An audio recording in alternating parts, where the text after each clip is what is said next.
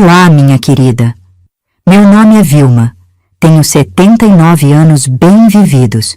E até hoje, quando escuto o barulho da água correndo forte depois de uma chuva grossa, meu coração dá um pulo e volta direto para uma tarde em que eu era só uma menina de 10 anos.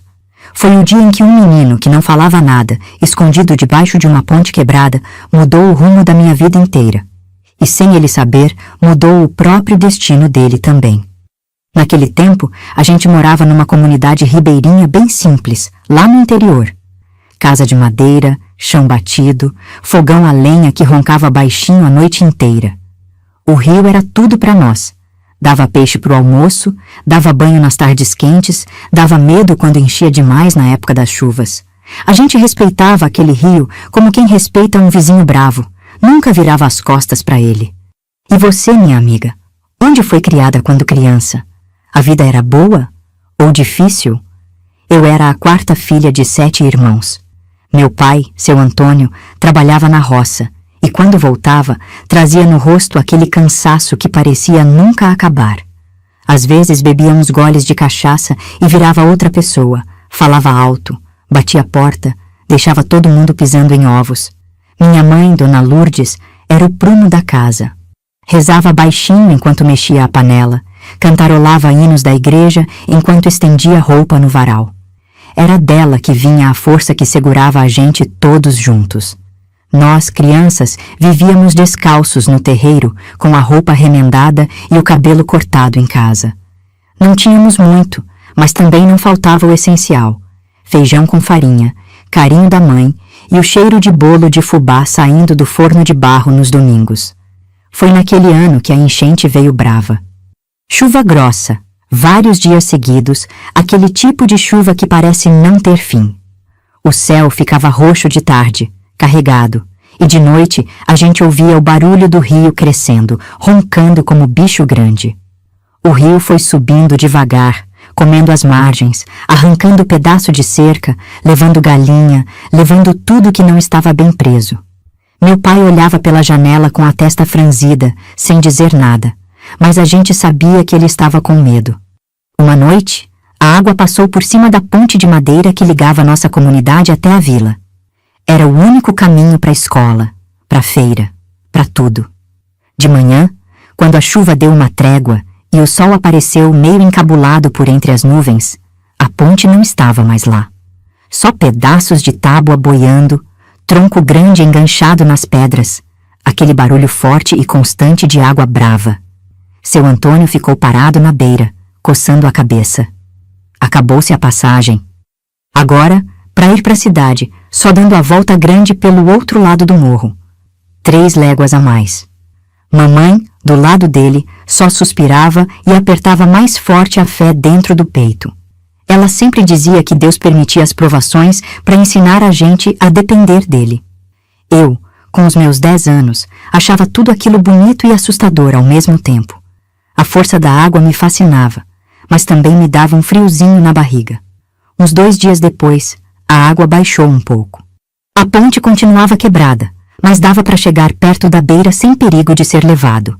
Mamãe me mandou buscar lenha seca atrás da nossa casa, onde tinha um monte de gravetos empilhados debaixo de uma lona velha. Eu, curiosa que só, sempre dava um jeito de passar perto do rio antes de voltar.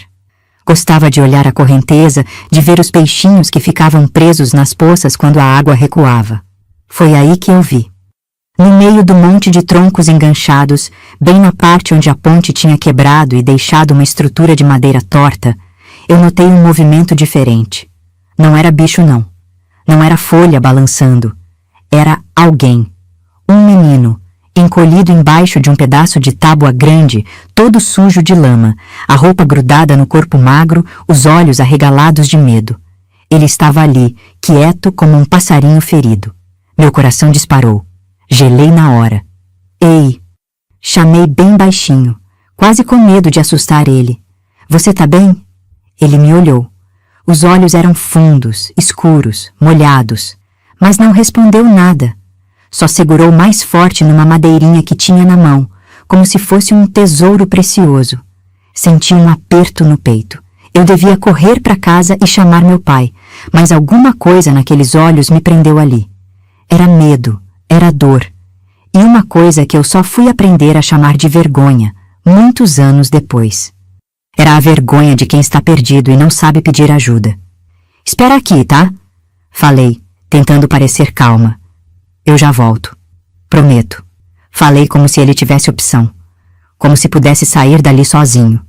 Corri para casa, quase tropeçando na própria saia molhada de barro. O coração batendo tão forte que eu achei que todo mundo ia ouvir de longe. Mãe! Mãe!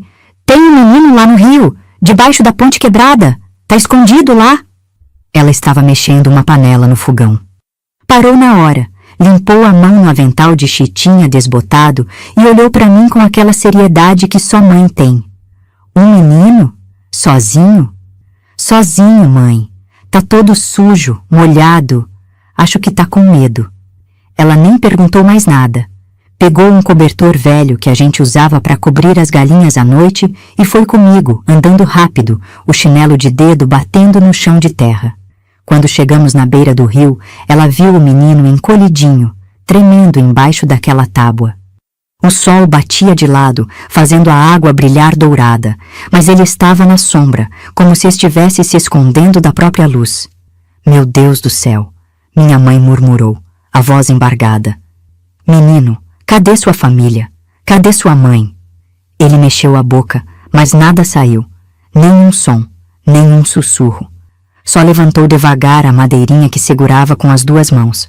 Era um barquinho esculpido, tosco, feito de um pedaço da própria ponte. Dava para ver que tinha sido talhado com faca ou pedra, com muito cuidado. Mamãe entendeu antes de mim. Ela sempre entendia as coisas do coração mais rápido que todo mundo. Ele não fala, Vilma. Tá mudo de medo ou já era antes. Seja como for, é filho de alguém. E alguém deve estar procurando por ele.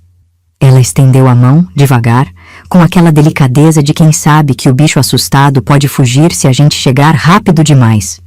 Vem, meu filho. A gente te leva para casa, te dá banho quente, comida. Depois a gente vê o que faz. Mas agora você precisa sair daí, tá bom? Ele hesitou. Os olhos foram de mim para minha mãe, como se estivesse medindo se podia confiar. No fim, ele veio. Acho que foi mais por cansaço do que por confiança. Segurou na mão da mamãe com força, mas não largou o barquinho. Quando chegamos em casa, meu pai estava sentado na cadeira da frente, consertando uma enxada velha. Levantou os olhos e fechou a cara na mesma hora. Lourdes, de onde você tirou esse menino? Do rio, Antônio. Ia morrer ali, escondido feito bicho. Não podia deixar. E quem disse que é nossa responsabilidade? E se ele for filho de gente encrencada? E se acham que fomos nós que pegamos o menino? Já pensou polícia batendo aqui? Ele falava alto, mas os olhos dele estavam grudados no pequeno. O menino, quietinho, abraçado no barquinho de madeira, tremia de frio e cansaço. Mamãe respirou fundo, plantou os pés no chão e falou com aquela voz firme que ela só usava quando tinha certeza do que estava fazendo. Antônio, eu não vou colocar criança para fora de casa, vinda da enchente, seja filha de quem for. Depois a gente se entende com o resto. Primeiro, a gente salva. Meu pai resmungou alguma coisa, virou as costas e voltou a mexer na enxada. Mas não impediu. E isso, minha querida, às vezes é a coragem que um homem dá conta de ter. Não atrapalhar a bondade da mulher. Mamãe levou o menino para dentro. Esquentou água no fogão, encheu a bacia de alumínio grande, tirou a roupa suja dele e deu banho com sabonete de sebo que a gente fazia em casa. O menino deixou, quieto, mas o corpo tremia o tempo todo. Quando ela passou o pano no rosto dele, a lama saiu e apareceu um rostinho fino, de traços delicados, com uma cicatriz pequena na testa. Deve ter batido na pedra quando o rio estava bravo. Minha mãe falou baixinho, mais para si mesma do que para mim. Ela vestiu nele uma calça e uma camisa velha do meu irmão mais novo. Ficou grande, mas pelo menos estava seca. Depois, preparou um prato fundo de sopa de mandioca com um pouco de feijão que tinha sobrado do almoço. Quando ele viu comida quente fumegando, os olhos encheram de lágrima. Comia devagar, muito devagar, como quem tem medo da comida acabar antes de matar a fome. Mamãe passou a mão no cabelo molhado dele, com carinho. Você vai ficar aqui uns dias, viu, meu filho? Até a gente descobrir de onde você veio. Mas enquanto isso, tá seguro. Pode confiar. Eu queria saber o nome dele. Perguntei 2, 3 vezes, mas ele só me olhava com aqueles olhos grandes e não falava nada. Então, para dentro de casa, ele ficou sendo o menino do rio. Meus irmãos estranharam no começo, ficaram olhando de longe, mas criança acostuma rápido com tudo. Os vizinhos logo viram movimento. Em lugar pequeno, tudo vira assunto, tudo vira fofoca. Começaram a passar na frente da casa só para espiar, para perguntar. A Lourdes enlouqueceu, pegou o menino perdido da enchente. Capaz de dar problema isso aí. Coisa pra polícia resolver, não pra gente pobre que mal dá conta dos próprios filhos. Meu pai foi ficando cada vez mais tenso. O trabalho dele na roça já não andava bem por causa da chuva que tinha estragado boa parte da plantação, e esse papo de criança perdida não ajudava em nada. Mas ele também não teve coragem de botar o menino pra fora. No fundo, acho que meu pai tinha medo de decepcionar minha mãe. Ela era a luz da casa, e ele sabia disso. Mas, minha filha, enquanto o povo de fora falava, por dentro da nossa casinha acontecia outra coisa. O menino não falava, mas fazia. Em poucos dias, ele começou a ajudar em tudo. Consertava cerca, ajeitava a porta que rangia, amarrava melhor as cordas da canoa que meu pai usava para pescar. Tinha uma habilidade com as mãos que parecia de gente grande. Trabalhava calado, concentrado, como se cada tarefa fosse um jeito de pagar pela comida e pelo teto. Eu seguia ele por todo lado, feito sombra. Não sei porquê, mas sentia que ele precisava de alguém por perto, mesmo que fosse só para ficar quieta do lado dele. Às vezes ele olhava para mim e dava um sorriso pequeno, quase imperceptível, mas que esquentava meu coração. Uma vez, ele pegou um pedaço de carvão da boca do fogão e desenhou na parede de trás da casa, onde ninguém via, o desenho de uma casinha igualzinha à nossa. Só que no desenho, a ponte estava inteira, o rio estava manso e tinha um sol enorme sorrindo no céu. Eu olhei aquilo, olhei e senti um aperto no peito. Era a casa que ele queria ter. Era o mundo que ele sonhava, mas que tinha sido levado pela enchente. Naquela noite, deitada no meu canto do quarto que eu dividia com minhas irmãs, fiquei pensando nele. Pensando de onde ele tinha vindo, o que tinha acontecido com a família dele, porque ele não falava. E sem saber, comecei a rezar por ele, do jeitinho que minha mãe me ensinou, pedindo para Deus cuidar, proteger e um dia devolver a voz dele. Porque, minha querida, mesmo sem falar, aquele menino já estava falando comigo. Estava falando com o coração. E eu, menina curiosa e teimosa, já tinha decidido que ia cuidar dele do jeito que eu pudesse, enquanto ele estivesse por perto. E se você quiser continuar acompanhando essa história comigo, aperta esse botão de inscrever. É o seu carinho que faz esse canal crescer e chegar em mais mulheres que, assim como nós, precisam de companhia e de saber que não estão sozinhas nessa jornada. Nos primeiros dias, a casa ficou diferente. Não era só a presença do menino, era o jeito como ele se movia. Devagar, com cuidado, como quem tem medo de quebrar alguma coisa. Meus irmãos ficavam observando de longe. O mais velho, que já estava quase moço, franzava a testa e perguntava para a mamãe: "Até quando esse menino vai ficar aqui, mãe?" Ela respondia sempre do mesmo jeito: "Até Deus mostrar o caminho dele." Meu pai, seu Antônio, saía cedo e voltava tarde. Quando chegava, olhava para o menino de soslaio, mas não falava nada. Acho que estava esperando algum problema aparecer, algum vizinho reclamar, alguma autoridade bater na porta. Mas nada acontecia. Os dias iam passando, a vida seguia seu ritmo. O menino dormia num colchão de palha que mamãe arrumou num canto da sala.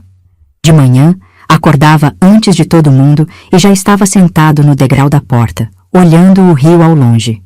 Eu acordava, via ele ali e ia sentar do lado. A gente ficava assim, em silêncio, ouvindo o canto dos passarinhos e o barulho distante da água correndo. Uma manhã, mamãe fez broa de milho. O cheiro doce encheu a casa inteira, misturado com o cheiro da lenha queimando no fogão. Ela tirou a broa quentinha, passou manteiga por cima e deu um pedaço para o menino. Ele pegou com as 2 mãos devagar e olhou para ela com aqueles olhos cheios de gratidão. Não precisava falar. A gente sabia. Depois do café, mamãe pediu para ele ajudar a carregar água do poço.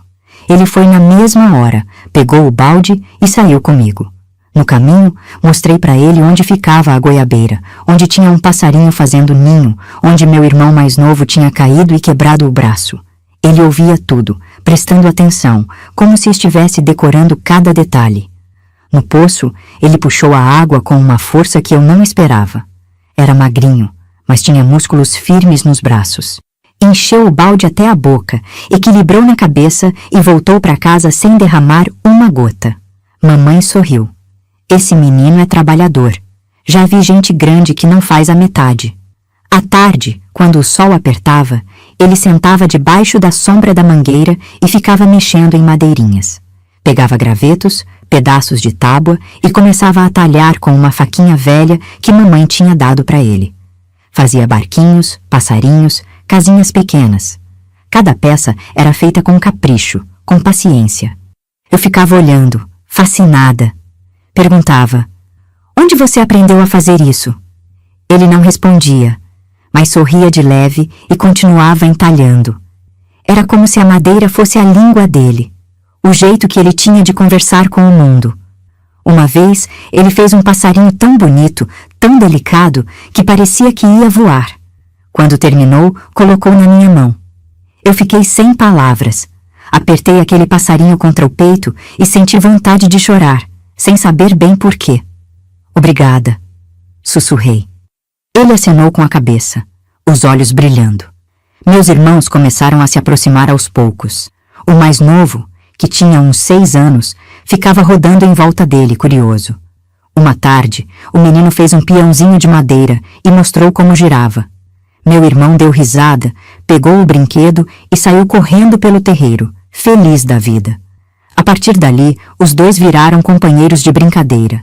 Mas tinha um irmão meu, o segundo mais velho, que não gostava dele. Chamava-se José e tinha aquele jeito desconfiado de quem acha que todo mundo está tramando alguma coisa. Ele resmungava, esse menino vai dar problema, pode anotar.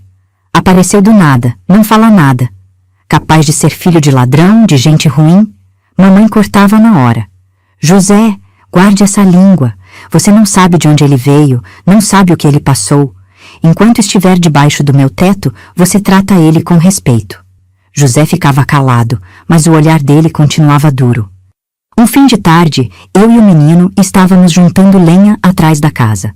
O céu estava ficando rosa, aquele rosa suave que vem antes do anoitecer. De repente, ele parou, olhou para mim e apontou para o céu. Depois apontou para o coração dele e fez um gesto com a mão, como se estivesse mostrando alguma coisa se espalhando. Eu não entendi na hora. Fiquei olhando, tentando decifrar. Ele repetiu o gesto com paciência. Apontou para o céu, para o coração e abriu as mãos. Você sente o céu aqui dentro? Arrisquei. Ele sorriu. Foi o primeiro sorriso largo que vi nele. Os olhos se apertaram, as bochechas subiram e por um segundo ele pareceu uma criança comum, feliz, sem peso nenhum. É bonito mesmo, falei, olhando para o céu também. Parece que Deus está pintando o mundo só pra gente. Ele concordou com a cabeça, entusiasmado. E naquele momento, minha querida, eu entendi uma coisa. Ele não precisava falar para se comunicar. Ele falava com os olhos, com as mãos, com os sorrisos. Falava com a alma. Naquela noite, na hora do jantar, a família toda estava sentada em volta da mesa. Mamãe serviu angu com couve e um pouco de torresmo que tinha sobrado. O menino comia devagar, saboreando cada garfada. Meu pai, que tinha bebido uns goles antes de chegar, ficou olhando para ele por um tempo. Depois falou, a voz arrastada. Menino, você não vai falar nunca, é? Silêncio. O menino baixou os olhos, as mãos pararam no ar. Mamãe olhou feio para o marido. Antônio, deixe o menino em paz. Não, Lourdes, eu preciso saber. A gente vai ficar com ele aqui até quando? E se a família aparecer? E se a polícia vier perguntar? Se vier, a gente explica. Fizemos o que era certo. Meu pai bufou, mas não insistiu. O menino voltou a comer, mas eu vi que a mão dele tremia um pouco. Senti uma raiva do meu pai naquela hora. Uma raiva pequena, mas doída. Depois do jantar, saí para fora com o menino. A lua estava enorme, branca, iluminando o terreiro todo. Sentamos na beira do poço, as pernas balançando no ar. Não liga pro meu pai, falei baixinho. Ele é assim mesmo. Mas ele não é ruim não, só tem medo de tudo. O menino olhou para mim e fez um gesto que eu nunca vou esquecer. Colocou a mão no peito dele, bem em cima do coração, e depois apontou para mim. Depois juntou as mãos como quem reza. Você tá agradecendo? Perguntei, a voz embargada. Ele acenou que sim, os olhos brilhando na luz da lua. Senti um nó na garganta. Abracei ele, apertado, e ele me abraçou de volta. Ali, debaixo daquela lua enorme, no meio do nada, eu senti que estava acontecendo alguma coisa importante. Alguma coisa que eu não sabia nomear, mas que era grande, verdadeira. Quando voltamos para dentro, mamãe estava cantarolando um hino enquanto lavava as panelas. Ela viu a gente entrar de mãos dadas e sorriu. Aquele sorriso cheio de ternura que só mãe tem. Vão dormir, crianças. Amanhã o dia amanhece cedo. Deitei no meu canto, puxei a coberta fina até o queixo e fiquei olhando para o teto de madeira. Ouvia a respiração dos meus irmãos, o ronco baixinho do meu pai na outra sala, o canto distante de um grilo. E pensava no menino ali, sozinho no colchão de palha, segurando o barquinho de madeira como se fosse a única coisa que ainda ligava ele ao mundo de antes. Antes de dormir, rezei. Deus, cuida dele. Dá um jeito de devolver a voz. E se não der, pelo menos deixa ele ficar feliz aqui com a gente. Fechei os olhos e dormi. Naquela noite, sonhei com barquinhos de madeira flutuando num rio manso, iluminados pela lua. Os dias foram passando e o menino foi virando parte da nossa rotina. Acordava com o canto do galo, ajudava a mamãe a acender o fogo no fogão, trazia a água fresca do poço antes mesmo do sol esquentar. Trabalhava calado, mas com um capricho que chamava a atenção. Cada coisa que fazia parecia ter um peso, um cuidado, como se estivesse tentando mostrar que merecia estar ali. Mamãe dizia que ele era uma bênção disfarçada. Meu pai, seu Antônio, ainda olhava de longe com aquela cara fechada, mas já não reclamava tanto. Acho que percebeu que o menino não era peso, era ajuda. E para uma família grande como a nossa, cada par de mãos fazia diferença. A rotina da casa era puxada. Acordávamos quando o céu ainda estava escuro, só com aquela claridade fraca do amanhecer pintando a beirada do horizonte. Mamãe já estava de pé, remexendo as brasas do fogão, colocando água para ferver para o café. O cheiro de fumaça de lenha e café coado no pano era o despertador da casa. Meus irmãos iam se levantando aos poucos, espreguiçando, reclamando do frio da manhã. A gente tomava café com pão dormido molhado no leite ralo, quando tinha. Quando não tinha, era só farinha com rapadura e café preto. Mas ninguém reclamava muito. Era o que tinha, e a gente agradecia. Depois do café, cada um ia para sua função. Os mais velhos ajudavam papai na roça, capinando, plantando, colhendo o que estava no ponto. Eu e minhas irmãs ficávamos ajudando mamãe. Lavar roupa no rio, estender no varal, varrer a casa, descascar mandioca, pilar milho no pilão. O menino ficava entre um e outro, sempre achando alguma coisa para fazer. Ele consertava o que estava quebrado. Um dia, a porteira do galinheiro estava caindo, toda torta. Ele pegou arame velho, madeira, e em poucas horas deixou tudo firme de novo. Meu pai passou, olhou, e pela primeira vez eu vi um brilho diferente no olho dele. Menino entende de ferramenta, foi só isso. Mas para quem conhecia seu Antônio, aquilo era quase um elogio. Eu gostava de ficar perto do menino. Não sei explicar direito, mas tinha uma coisa nele que me acalmava. Mesmo sem falar, ele tinha um jeito de estar presente que preenchia o silêncio. A gente trabalhava lado a lado e não precisava de palavra nenhuma.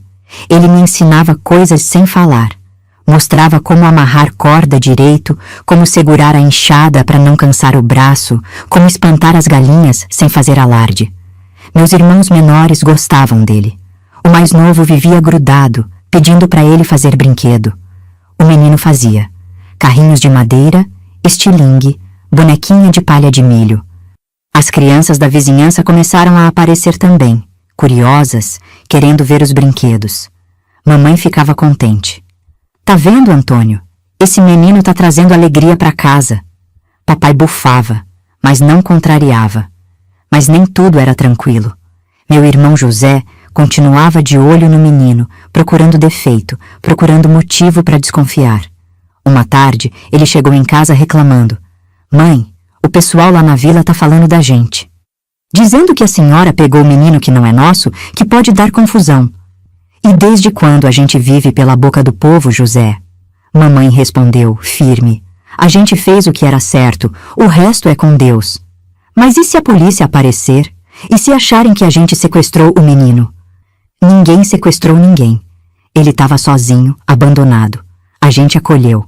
Qualquer cristão faria o mesmo. José resmungou e saiu de casa batendo o pé. Eu vi o menino encolhido num canto, ouvindo tudo, os olhos baixos. Fui até ele e segurei na mão. Não liga. Meu irmão é cabeça dura, mas não é ruim não. Ele apertou minha mão de volta, mas continuou quieto. À noite, quando todo mundo já estava deitado, eu ouvi um barulho estranho vindo da sala. Levantei devagarinho, para não acordar minhas irmãs, e expirei pela fresta da porta. Era o menino. Ele estava sentado no colchão, segurando o barquinho de madeira, e os ombros dele tremiam. Estava chorando. Chorando em silêncio, sem fazer barulho, só as lágrimas descendo. Meu coração apertou. Entrei na sala devagar. Ei, tá tudo bem? Ele levantou o rosto, os olhos vermelhos, molhados.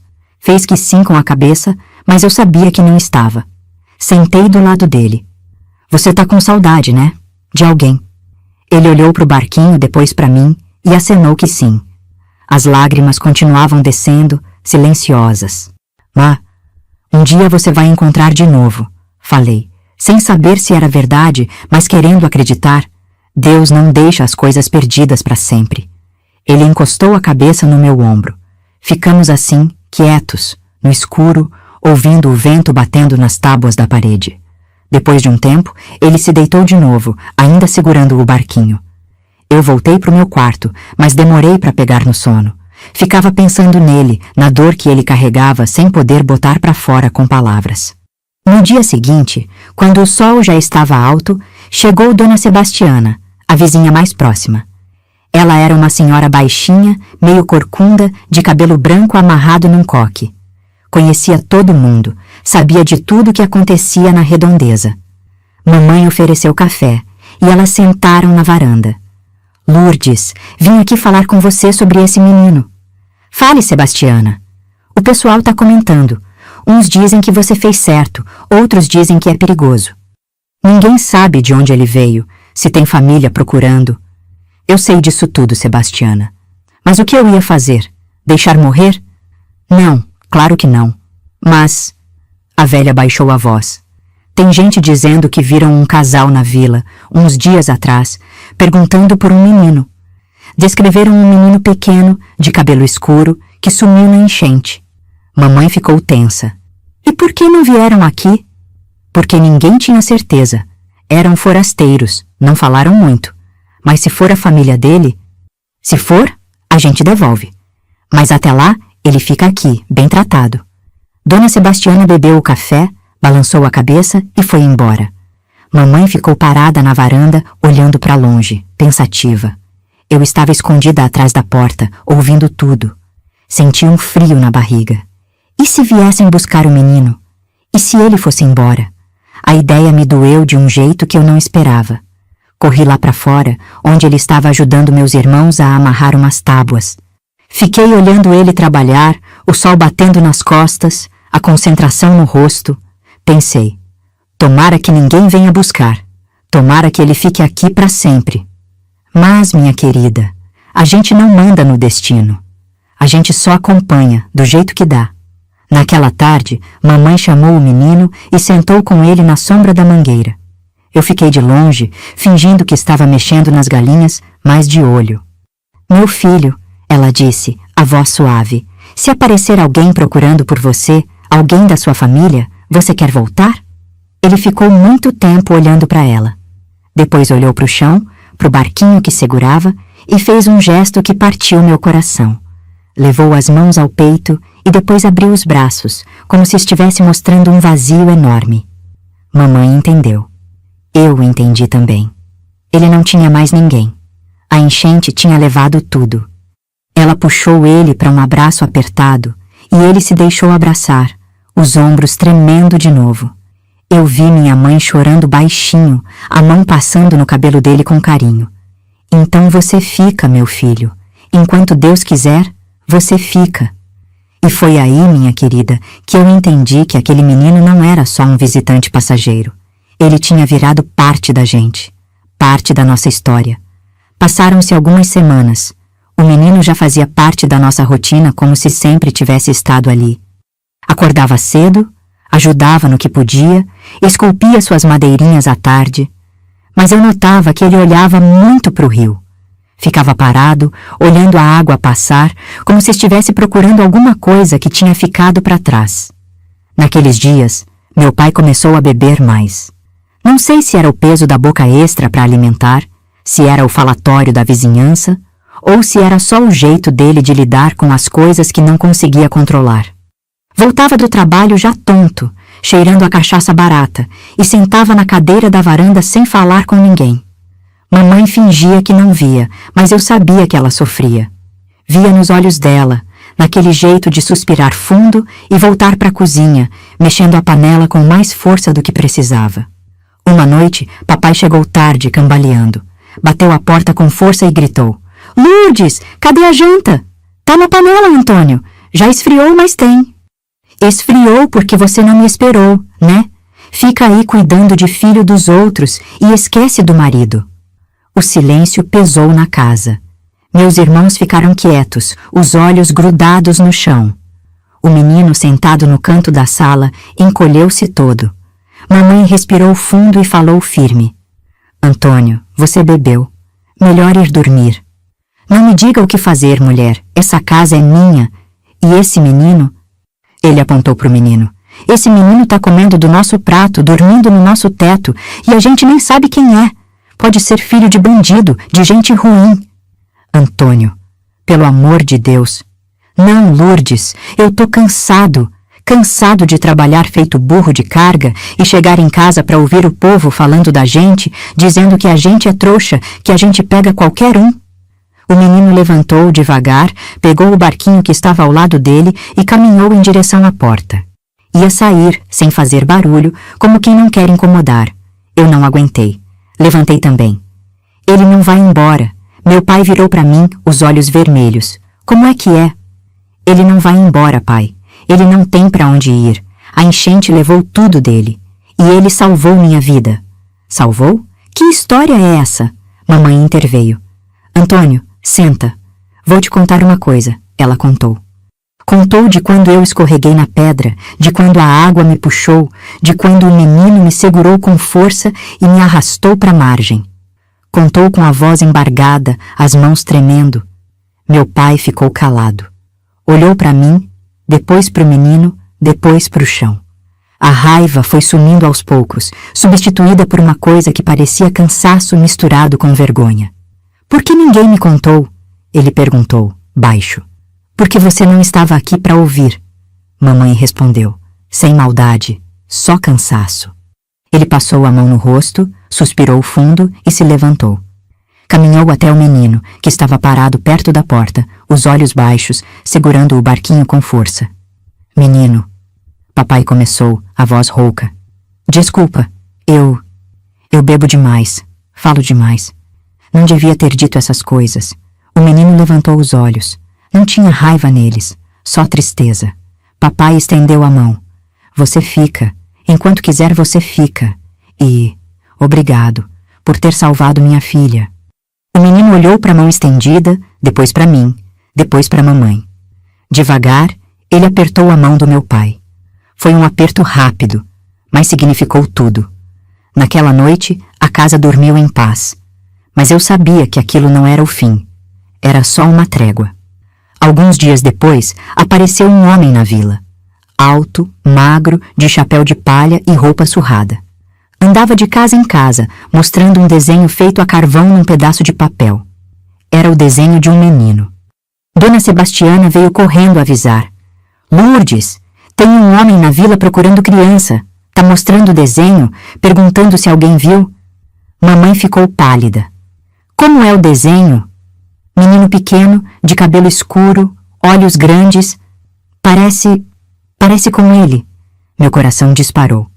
Olhei para o menino que estava do lado de fora, ajudando meus irmãos a consertar a cerca. Ele não sabia de nada. O que eu faço, Sebastiana? Mamãe perguntou, a voz trêmula. Você fala com um homem. Se for parente do menino, tem que devolver. E se não for? E se for alguém ruim? Por isso você fala primeiro. Pergunta, investiga. Não entrega assim de uma vez. Mamãe chamou papai, que estava na roça. Contou tudo. Ele coçou a cabeça, pensativo. Vou com você. A gente vai até a vila, conversa com o homem, vê o que ele quer. E o menino?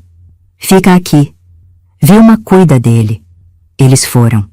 Eu fiquei em casa, o coração apertado, fingindo que estava tudo normal.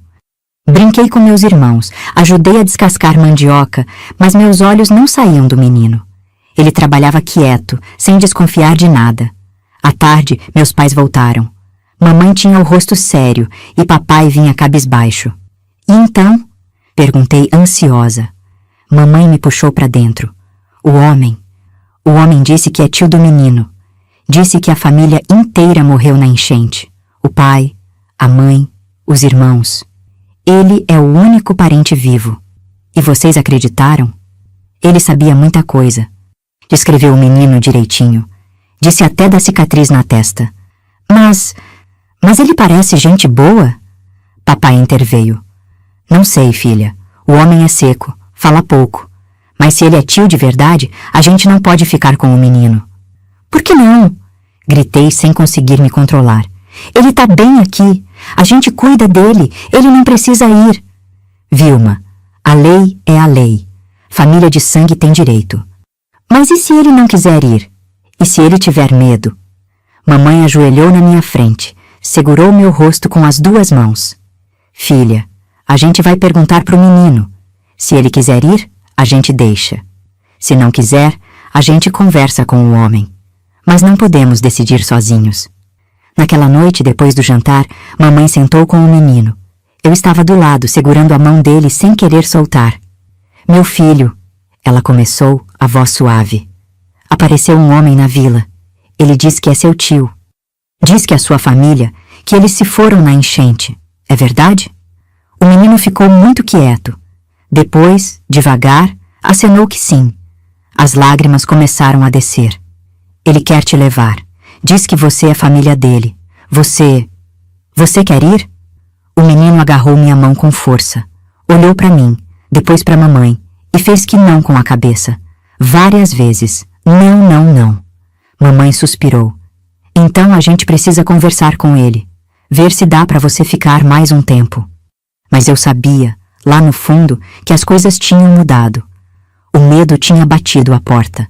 E minha querida, quando o medo bate, a paz vai embora. Sabe, minha amiga, enquanto eu conto essa história para você, fico pensando em quantas de nós já passamos por momentos assim. De ver alguém que a gente ama sendo ameaçado, de sentir aquela impotência, aquele medo de perder. Se você está sentindo alguma coisa aqui dentro enquanto me escuta, deixe um comentário contando. Pode ser só uma palavra, pode ser uma história parecida, pode ser um desabafo. Esse espaço aqui é nosso, é um lugar seguro. No dia seguinte, o homem apareceu na nossa casa. Era fim de tarde, o sol já baixo, pintando tudo de laranja. Eu estava no terreiro com o menino, ensinando ele a trançar palha de milho para fazer corda. Quando vi a figura alta se aproximando pelo caminho, meu corpo inteiro gelou. Ele usava um chapéu de palha surrado, camisa xadrez desbotada e calça remendada. O rosto era magro, marcado pelo sol, os olhos pequenos e fundos. Tinha um jeito de andar duro, como quem carrega peso nas costas há tempo demais. Mamãe saiu para receber, limpando as mãos no avental. Papai veio logo atrás, a postura tensa. Boa tarde, o homem disse, a voz grave e rouca. Vim buscar o menino. Boa tarde, mamãe respondeu, educada, mas firme. Entre, vamos conversar. Ele entrou, tirou o chapéu e sentou na cadeira que papai ofereceu. Seus olhos varreram a casa, pausaram no menino por um segundo e voltaram para a mamãe. Meu nome é Paulo, sou o irmão do pai do menino. Depois da enchente, procurei por toda parte. Achei que tinham morrido todos. Até que alguém me disse que uma família tinha acolhido uma criança. Vim ver se era ele. Como o senhor sabe que é ele? Papai perguntou, desconfiado. Conheço o menino desde que nasceu. A cicatriz na testa, o jeito dele não falar. Meu irmão sempre disse que o menino era especial. Nasceu calado, nunca soltou uma palavra. Mas era bom de serviço, esperto. Mamãe trocou um olhar com papai. O senhor tem como provar que é parente? Tenho. Ele enfiou a mão no bolso e tirou um pedaço de pano amarrado. Desenrolou devagar. Dentro tinha uma medalhinha pequena de metal escuro com a imagem de São Cristóvão. Essa aqui foi da mãe do menino. Ela usava no pescoço. Ele vai reconhecer. Mamãe pegou a medalha, examinou e levou até o menino. Ele estava sentado no chão, abraçado em mim, os olhos arregalados de medo. Meu filho, você conhece isso? Ela mostrou a medalha. O menino olhou e o rosto dele mudou na hora. Os olhos encheram de lágrimas, a boca tremeu. Ele estendeu a mão, pegou a medalha e apertou contra o peito, soluçando baixinho. Era dela, era da mãe dele. Meu coração partiu. Segurei ele mais forte, como se pudesse impedir o que estava vindo. O homem Paulo se levantou. Ele reconheceu. Então vamos. Tem um lugar pra gente morar, do outro lado do rio. Não é muito, mas é honesto. Espera, mamãe disse, a voz trêmula. O menino... Ele não quer ir. Ele demonstrou isso ontem. Tem medo. Paulo franziu a testa. Medo de mim? Sou sangue dele. Sou tudo que sobrou da família. Pode ser, mas a senhora precisa entender. Papai interveio. O menino tá bem aqui. Tá comendo bem, dormindo bem. A gente se apegou a ele. E eu agradeço por terem cuidado, mas ele é meu sobrinho. A lei diz que parente tem direito. Mamãe respirou fundo. Dá para ele ficar mais uns dias, para se acostumar com a ideia, para se despedir? Paulo pensou, coçou a barba por fazer. 3 dias. Volto daqui a 3 dias e levo ele. Mas ele vai, isso não muda. Ele colocou o chapéu de volta, acenou com a cabeça e foi embora. A gente ficou ali, parados, em silêncio. O menino chorava baixinho, agarrado na medalha. Naquela noite, ninguém conseguiu jantar direito. A comida parecia ter perdido o gosto. Depois que todo mundo foi dormir, eu fiquei acordada, olhando para o teto, sentindo um peso no peito que nunca tinha sentido antes. Levantei, fui até a sala. O menino estava sentado no colchão, a medalha pendurada no pescoço, os olhos fixos na parede. Posso sentar? Perguntei baixinho. Ele acenou que sim. Sentei do lado dele, peguei a mão dele na minha. Você tem muito medo desse homem? Ele hesitou. Depois fez que sim com a cabeça. Por quê? Ele te machucava? O menino ficou muito quieto. Depois, devagar, levantou a camisa. Eu vi e o ar sumiu dos meus pulmões. Tinha marcas nas costas dele. Marcas antigas, já cicatrizadas, mas inconfundíveis. Eram marcas de cinto, de vara, de violência. Senti a bile subir na garganta. As mãos tremeram. Foi ele? Perguntei, a voz rouca. Esse homem fez isso em você? O menino baixou a camisa, abaixou a cabeça e fez que sim. As lágrimas pingavam no chão. Corri até o quarto dos meus pais. Sacudi mamãe, que acordou assustada. Mãe! Mãe! Acorda! Precisa ver uma coisa! Ela se levantou, seguiu comigo até a sala. Pedi para o menino mostrar. Ele, com vergonha, levantou a camisa de novo. Mamãe levou a mão à boca, os olhos arregalados. Meu Deus! Antônio! Antônio! Vem aqui! Papai apareceu ainda sonolento. Quando viu as marcas, ficou branco. Esse homem, esse desgraçado fez isso? O menino fez que sim. Papai passou a mão no cabelo, nervoso. A gente não pode entregar ele. Não posso. Não vou entregar criança para quem bate. Mas Antônio, ele é tio, tem direito pela lei, mamãe disse, a voz angustiada. Que lei, Lourdes? Lei que permite espancar criança? Que lei é essa? Não é permitir, mas a gente não tem como provar. Não tem testemunha, não tem nada.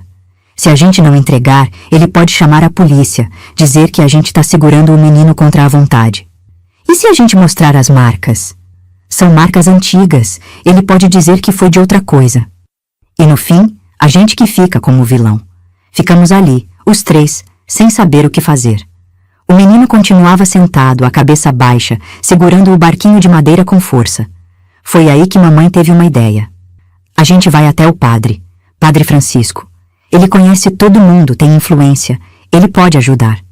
No dia seguinte, bem cedo, mamãe e papai levaram o menino até a igrejinha da vila. Eu fui junto. Padre Francisco era um homem velho, de cabelos brancos, voz mansa e olhar bondoso. Atendia todo mundo, ajudava como podia. Quando mamãe contou tudo e mostrou as marcas, ele ficou sério. Isso é grave, muito grave. O senhor pode fazer alguma coisa, padre? Mamãe implorou. Posso conversar com o homem. Posso tentar convencê-lo a deixar o menino com vocês, ou pelo menos garantir que ele não vai mais bater. Mas não posso impedir ele de levar. A lei está do lado dele. Mas a lei de Deus? Papai perguntou a voz firme. A lei de Deus permite isso? Padre Francisco suspirou. A lei de Deus diz para proteger os pequenos, e é isso que vocês estão fazendo. Mas o mundo nem sempre segue a lei de Deus, meu filho. Ele prometeu que ia até a casa de Paulo, ia conversar, ia tentar. A gente voltou para casa com um fio de esperança, mas também com medo. Muito medo. Naquela tarde, o padre foi. Ficou mais de 1 hora conversando com Paulo. Quando voltou, tinha o rosto cansado. Ele não quer deixar. Diz que o menino é responsabilidade dele, que vai criar do jeito que achar certo. Eu avisei sobre as marcas, disse que isso era pecado. Ele disse que era disciplina, que o menino precisava aprender a obedecer. Mamãe começou a chorar. Tentei, Lourdes. Tentei apelar para a consciência dele, mas tem homem que não tem. Os 3 dias passaram rápido demais. No último dia, eu e o menino ficamos sentados debaixo da mangueira, de mãos dadas, em silêncio. Não tinha o que dizer. Não tinha palavra que consolasse. Quando o sol começou a descer, a figura de Paulo apareceu no horizonte. Vinha buscar o menino. E a gente, impotente, só podia assistir. Paulo chegou no fim da tarde. O céu estava carregado, ameaçando chuva, e o ar pesado parecia prenunciar o que estava por vir. Ele bateu na porta com os nós dos dedos, firme, sem pressa. Mamãe atendeu, o rosto marcado pelo cansaço de 3 noites sem dormir direito. Papai estava atrás dela, os braços cruzados, a mandíbula travada. Vim buscar o menino, Paulo disse sem rodeios. Ele tá lá dentro, mamãe respondeu, a voz quase sumindo. Mas antes do senhor levar, preciso que prometa uma coisa. Paulo franziu a testa. Que coisa? Que não vai bater nele, que não vai machucar. Ele já sofreu demais. O homem ficou quieto por um momento. Depois deu um sorriso torto, sem graça. Eu crio ele do jeito que eu achar certo. Mas pode deixar, não vou matar o menino. Não era a promessa que a gente queria ouvir, mas era tudo que íamos conseguir. Mamãe entrou, chamou o menino. Ele veio devagar, arrastando os pés descalços no chão de madeira, segurando o barquinho com as 2 mãos. Os olhos estavam vermelhos de tanto chorar. Meu filho. Mamãe ajoelhou na frente dele, segurou o rostinho dele com as mãos. Você vai com seu tio agora. Mas lembra, você sempre pode voltar aqui. Essa porta vai estar aberta para você. Sempre. O menino abraçou ela, apertado, desesperado. Mamãe chorava baixinho, a mão passando no cabelo dele, tentando guardar aquele momento na memória. Depois foi a vez do papai. Ele se abaixou, colocou a mão no ombro do menino. Você é forte, menino, mais forte do que imagina. Aguenta firme e quando crescer, você decide o que fazer da sua vida. Ninguém vai mandar em você para sempre. O menino olhou nos olhos do meu pai, e pela primeira vez eu vi meu pai chorar. Não era choro barulhento, era só uma lágrima escorrendo, molhando a barba por fazer. Aí chegou minha vez. Eu não conseguia me mexer. As pernas estavam travadas, o peito doía, a garganta estava fechada. Ele veio até mim, segurou minha mão. Olhei para ele, para aqueles olhos fundos que tanto tinham me falado sem precisar de voz, e desabei. Abracei ele com toda a força que tinha, como se pudesse impedir o mundo de levá-lo embora. Não vai esquecer da gente, tá bom? Consegui dizer entre soluços. Não esquece. Eu vou rezar por você todo dia. Todo dia. Ele apertou minha mão, levantou o barquinho de madeira e colocou na minha outra mão. Fez um gesto. Era para eu ficar com ele.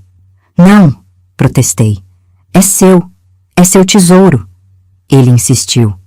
Empurrou minha mão de volta, balançou a cabeça. Queria que eu ficasse com o barquinho. Queria deixar um pedaço dele comigo. Tá bom, sussurrei, apertando aquela madeirinha pequena contra o peito. Eu guardo, prometo. Paulo pigarreou, impaciente. Vamos, menino, tá ficando tarde. O menino soltou minha mão devagar, deu um último olhar para casa, para cada um de nós, e virou as costas. Saiu caminhando atrás do tio, os ombros curvados, os pés arrastando no chão de terra. Eu fiquei parada ali, vendo ele se afastar. A cada passo, parecia que um pedaço de mim ia junto. Quando eles viraram a curva e sumiram de vista, minhas pernas cederam. Caí de joelhos no chão, soluçando, agarrada no barquinho. Mamãe veio, me abraçou, chorou comigo. Papai ficou na porta, as mãos nos bolsos, olhando para longe, quieto. Naquela noite, ninguém jantou. A casa ficou em silêncio. Até meus irmãos menores, que geralmente faziam barulho, ficaram quietos. Deitei na minha cama, de frente para a parede, apertando o barquinho de madeira. Chorei até não ter mais lágrima. Até a cabeça doer. Até o corpo todo pesar. Nos dias seguintes, eu mal conseguia sair da cama. Mamãe tentava me animar, fazia as comidas que eu mais gostava, mas eu não tinha vontade de nada. Ficava deitada, olhando para o teto, lembrando do jeito que ele sorria de lado, do jeito que entalhava a madeira, do jeito que segurava minha mão. O colchão de palha dele continuava no canto da sala. Mamãe não teve coragem de tirar. Ficou ali, vazio, como um buraco no coração da casa. Papai também mudou. Parou de beber. Ficou mais quieto, mais pensativo. Uma vez, eu o vi parado na frente do colchão, só olhando, com aquela cara de quem carrega culpa. Pai, chamei baixinho. Não foi culpa do senhor. Ele virou, os olhos vermelhos. Eu devia ter feito mais, Vilma. Devia ter brigado mais, procurado um jeito. A gente fez o que podia, não tinha como mudar. Ele balançou a cabeça, mas eu sabia que a ferida dele era funda, igual a minha. Passou uma semana, 2. A vida foi voltando ao normal, pelo menos por fora. A gente voltou a trabalhar, a comer, a dormir, mas por dentro tudo estava diferente. A casa estava mais silenciosa, mais pesada. A alegria tinha ido embora junto com o menino. Eu rezava por ele toda noite, como tinha prometido. Pedia para Deus proteger, para não deixar ele sofrer, para um dia a gente se encontrar de novo. Não sabia se Deus estava ouvindo, mas eu precisava acreditar que sim. Um dia, Dona Sebastiana apareceu. Trazia notícias. Lourdes, soube que o menino tá trabalhando na roça com o tio. Viram ele carregando saco de milho, cortando lenha. Dizem que o homem não dá folga, faz ele trabalhar de sol a sol. Mamãe fechou os olhos, apertou as mãos uma na outra. É criança, Sebastiana. Criança não aguenta serviço pesado assim. Eu sei. Mas o que a gente pode fazer? O povo comenta, mas ninguém faz nada. É assim que funciona, infelizmente. Naquela noite, eu tive um pesadelo. Sonhei que o menino estava debaixo da ponte de novo, sozinho, molhado, chamando por mim. Eu tentava correr até ele, mas meus pés não saíam do lugar. Acordei suada, o coração batendo rápido, as mãos tremendo. Levantei, fui até a janela. A lua estava cheia, iluminando o terreiro. Olhei para o rio ao longe, a água brilhando prateada. E senti uma saudade tão grande que doeu físico, no peito, como se tivessem tirado um pedaço de mim. Cadê você?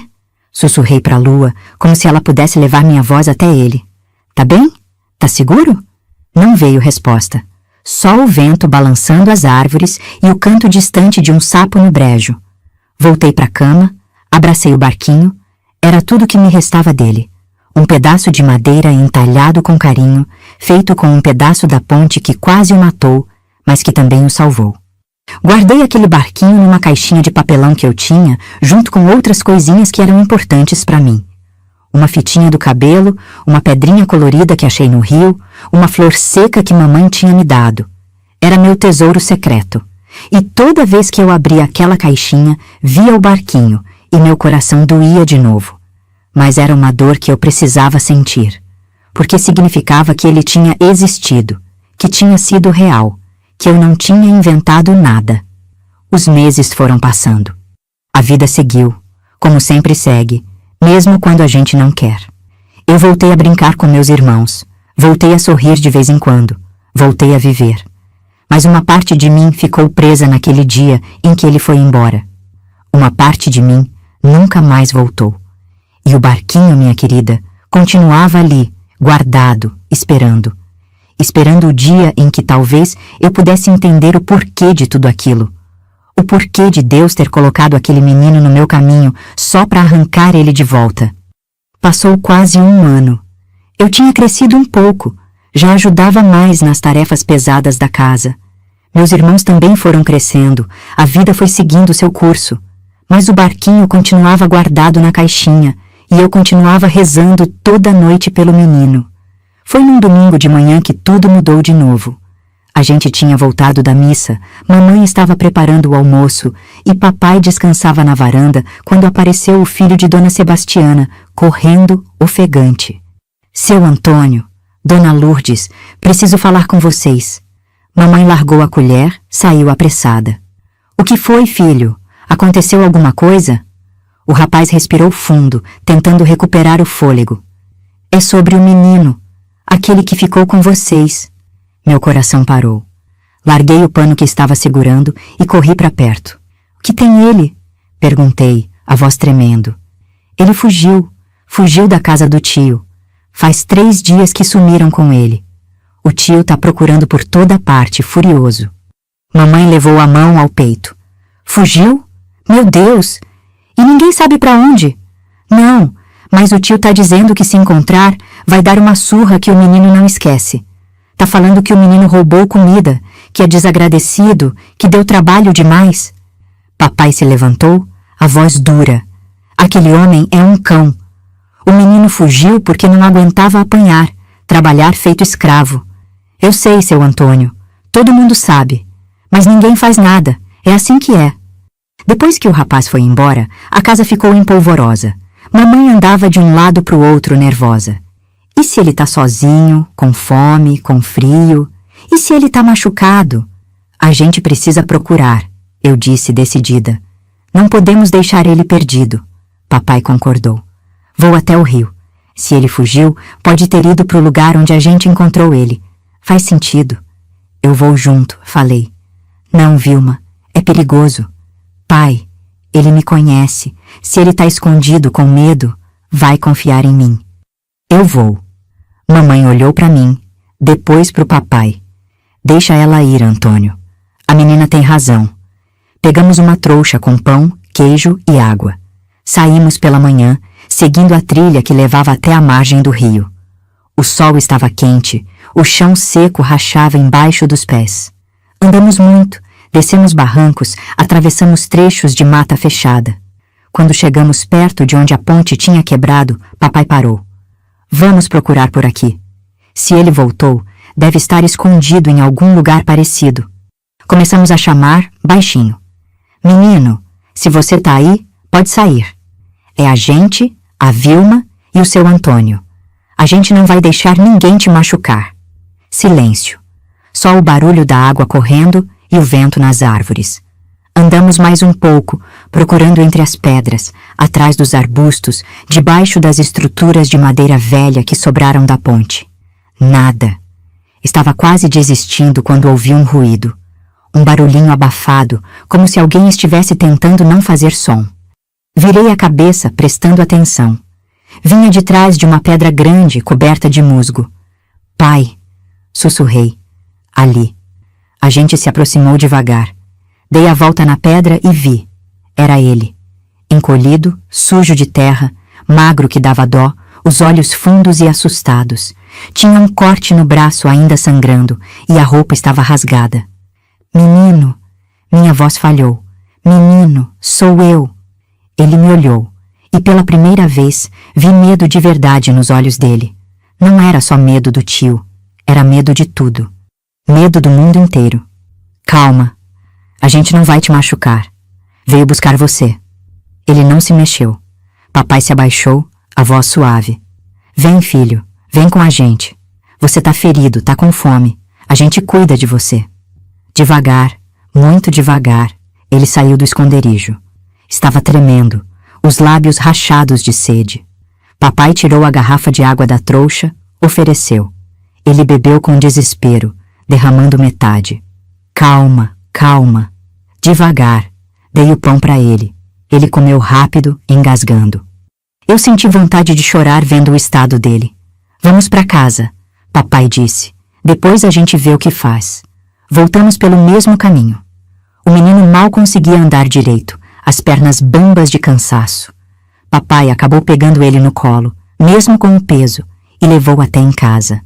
Quando mamãe viu, começou a chorar. Meu filho do coração, o que fizeram com você? Ela preparou o banho quente, limpou os ferimentos, colocou roupa limpa.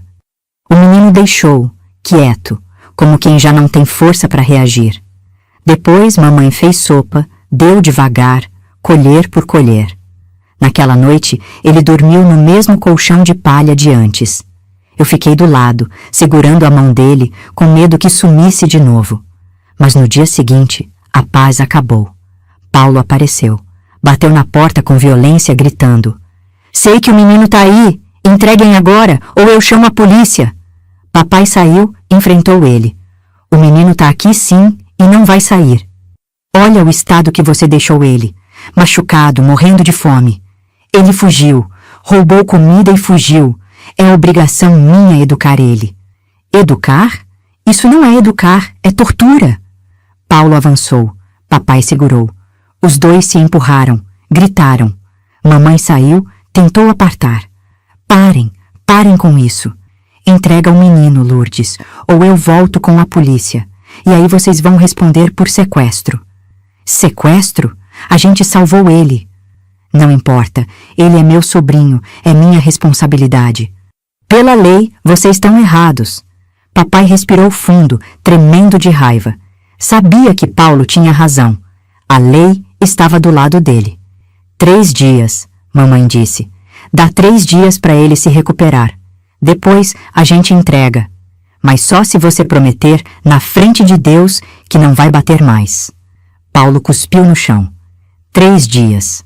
Mas se ele não estiver aqui quando eu voltar, eu acabo com vocês. Ele foi embora.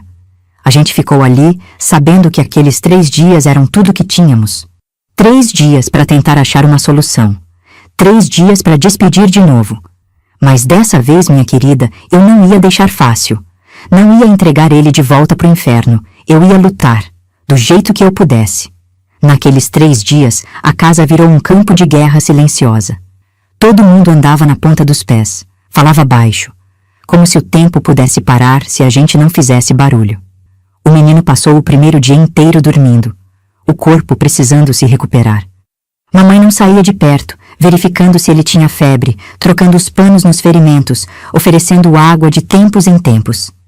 Eu sentava no chão ao lado do colchão, só olhando ele respirar. Cada vez que ele se mexia, meu coração apertava.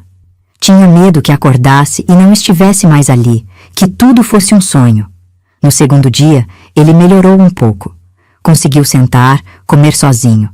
Mamãe fez canjica com canela, bem docinha, do jeito que criança gosta. Ele comeu devagar, saboreando cada colherada, como se estivesse guardando aquele gosto na memória.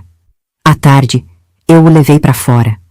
Sentamos debaixo da mangueira, no mesmo lugar onde a gente costumava ficar. O sol filtrava pelas folhas, fazendo sombras dançarem no chão. A gente precisa achar um jeito, falei, mais para mim mesma do que para ele. Não posso deixar você voltar para lá. Não posso. Ele me olhou com aqueles olhos fundos, cheios de tristeza. Fez um gesto com a mão, como se dissesse: não tem jeito. Tem sim, sempre tem. Mas no fundo, eu sabia que as opções eram poucas. A lei estava do lado do tio. A gente era pobre, sem influência, sem poder. Quem ia ouvir a gente? Naquela noite, depois que todo mundo dormiu, eu vi papai e mamãe conversando baixinho na cozinha. Me aproximei, ficando escondida na sombra, ouvindo. Lourdes, eu não sei o que fazer. Papai dizia, a voz cansada. Se a gente não entregar, ele chama a polícia. Pode dizer que a gente sequestrou o menino. A gente pode até preso. E se a gente fugir? Pegar o menino e ir para longe? Para onde? A gente não tem dinheiro, não tem lugar para ir. E mesmo que fosse, como vamos viver? Fugindo a vida inteira? Então a gente entrega ele de volta pro inferno? É isso? Papai passou a mão no rosto exausto. Não sei, Lourdes. Eu não sei. Mamãe começou a chorar baixinho. Papai a abraçou, os dois ali, pequenos diante de um problema que era maior que eles. Voltei pro meu quarto, deitei, mas não consegui dormir. Ficava olhando pro teto, pensando. Tinha que ter um jeito.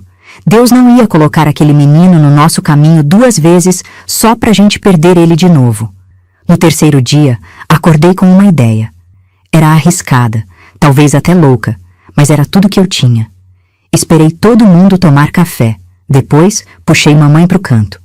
Mãe, e se a gente levasse o menino pro juiz? Ela franziu a testa. Pro juiz? É, pra contar tudo o que aconteceu. Mostrar as marcas, contar da fuga, pedir para ele decidir. O juiz tem mais poder que o tio, não tem? Mamãe ficou pensativa. Filha, juiz é coisa séria. A gente é gente simples, pobre. Será que ele vai ouvir? Mas se a gente não tentar, nunca vai saber. Ela chamou papai, contou minha ideia, ele coçou a cabeça. A cidade onde tem juiz é longe. 2 horas de caminhada. E não sei se a gente consegue falar com ele assim, do nada. Mas a gente pode tentar, Antônio. É a última chance. Ele olhou para mim, depois para o menino, que estava sentado no degrau da porta, abraçado nos joelhos. Está bem, vamos tentar. Naquela mesma tarde, a gente se preparou. Mamãe vestiu a roupa mais arrumada que tinha, papai penteou o cabelo com água, eu calcei o sapato que só usava em dia de festa. O menino foi lavado, vestido com roupa limpa, o cabelo ajeitado. Antes de sair, mamãe pegou a medalha de São Cristóvão que o menino tinha ganhado de volta e colocou no pescoço dele. Isso aqui vai te proteger. Deus está com a gente. Saímos quando o sol ainda estava alto.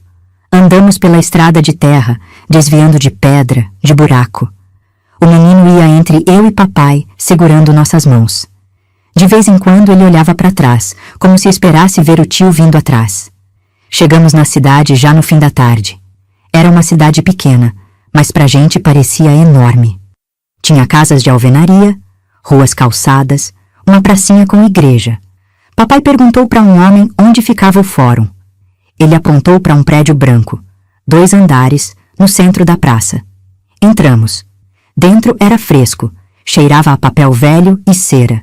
Tinha gente sentada em bancos de madeira, esperando. A gente se aproximou de uma moça que estava atrás de uma mesa. Boa tarde, moça. A gente precisa falar com o juiz. Ela olhou para a gente de cima a baixo. Vocês têm processo aberto? Não, senhora. A gente veio pedir ajuda. É sobre essa criança aqui. O juiz não atende sem processo. Vocês precisam abrir uma queixa antes. Mas, moça, é urgente. O menino está em perigo. Ela suspirou, pegou um papel. Vou anotar aqui. Depois a gente vê o que pode fazer. Mas não prometo nada. Passamos quase 1 hora esperando. O menino estava cansado, encostou a cabeça no meu ombro. Eu passava a mão no cabelo dele, tentando acalmar. Finalmente, a moça chamou. Família de Vilma? Levantamos. Ela nos levou por um corredor comprido até uma sala grande, com mesa de madeira escura e estante cheia de livros. Atrás da mesa, um homem de meia-idade, cabelo grisalho, óculos na ponta do nariz. Sentem, ele disse, a voz grave, mas não ríspida. Sentamos. Papai tirou o chapéu, nervoso. Mamãe segurou firme na bolsa velha. Meu nome é Dr. Roberto. Sou o juiz desta comarca. Me disseram que vocês têm uma situação envolvendo uma criança. Expliquem. Papai começou a contar. Contou da enchente, de como achamos o menino, de como acolhemos. Contou do tio que apareceu, das marcas nas costas, da fuga. Mamãe complementava, a voz embargada. Eu mostrei o menino, pedi para ele levantar a camisa. O juiz viu as marcas e franziu a testa. E o tio dessa criança sabe que vocês estão aqui? Não, senhor. Ele deu 3 dias para a gente devolver o menino. Hoje é o último dia. O juiz tirou os óculos, limpou, colocou de volta. Ficou em silêncio por um tempo, pensando. Olha, isso é uma situação delicada. Pela lei, a guarda pertence ao parente mais próximo. Mas se há indícios de maus tratos, posso determinar uma investigação. E enquanto isso, senhor, o menino fica com a gente? Posso conceder guarda provisória até a investigação terminar. Mas o tio tem direito de contestar. Pode levar tempo. Mamãe juntou as mãos implorando. Doutor, por favor, esse menino não aguenta voltar para lá. Ele fugiu porque não tinha mais escolha. O juiz olhou para o menino. O menino olhou de volta, os olhos cheios de súplica silenciosa. Está bem, vou assinar um documento de guarda provisória, mas vocês precisam voltar aqui semana que vem para formalizar tudo. E o tio vai ser notificado. Obrigado, doutor. Muito obrigado. Saímos de lá com um papel na mão. Não era muito, mas era alguma coisa. Era esperança. Voltamos para casa quando já estava escurecendo. O caminho de volta pareceu mais curto, como se o peso que carregávamos tivesse ficado mais leve. Papai segurava o papel da guarda provisória dentro da camisa, protegendo como se fosse ouro. Quando chegamos, meus irmãos correram para nos receber. E aí, conseguiram? Conseguimos, mamãe disse, sorrindo pela primeira vez em dias. O juiz deu guarda provisória. O menino fica com a gente. Teve festa naquela noite. Mamãe fez angu com linguiça, coisa que a gente só comia em ocasião especial. Meus irmãos ficaram animados, conversando alto, fazendo planos. O menino comia devagar, mas eu via um brilho diferente nos olhos dele.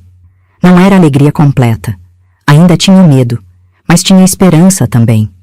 Depois da janta, eu e ele sentamos na varanda. A noite estava clara, cheia de estrelas. O vento trazia o cheiro do rio, aquele cheiro de terra molhada e vegetação. A gente vai cuidar de você, falei, segurando a mão dele. Dessa vez é pra valer. Dessa vez ninguém te tira daqui. Ele apertou minha mão de volta. Não precisou falar nada. O aperto já dizia tudo, mas a paz durou pouco. No dia seguinte, pela manhã, Paulo apareceu. Chegou como um furacão, batendo na porta com violência, gritando. Cadê o menino? O prazo acabou! Entreguem agora! Papai saiu, a postura firme. O menino não vai não, Paulo. Como assim não vai? A gente combinou. Combinamos, mas as coisas mudaram. Agora a gente tem isso aqui. Papai mostrou o papel. Guarda provisória, assinada pelo juiz. O rosto de Paulo ficou vermelho de raiva. Ele arrancou o papel da mão do papai, leu rápido, amassou. Isso não vale nada. Esse papel não muda que ele é meu sobrinho, meu sangue. Vale sim. E se você tentar levar o menino à força, você vai responder por descumprir ordem judicial. Paulo cuspiu no chão. Vocês acham que são espertos, né? Acham que podem me enganar? Eu vou contestar isso.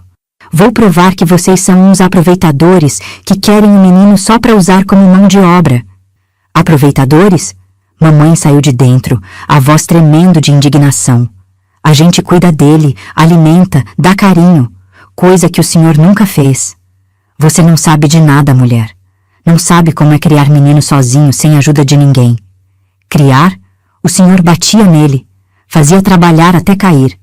Isso não é criar, isso é torturar. Paulo avançou. Papai segurou ele pelo braço. Sai daqui. Agora. Isso não vai ficar assim. Eu volto. E quando voltar, vai ser com a polícia. Vão ver quem tá certo. Ele saiu pisando duro, deixando uma nuvem de poeira e ameaça no ar. A gente ficou ali, tensos, sabendo que aquilo estava longe de acabar. Nos dias seguintes, a tensão não diminuiu. Paulo voltou, de fato, com a polícia. 2 homens de farda apareceram na nossa porta, sérios, perguntando sobre o menino. Papai mostrou o papel do juiz, explicou a situação.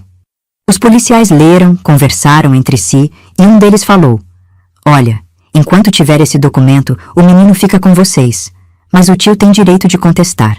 Isso vai ter que ser resolvido no tribunal. A gente sabe.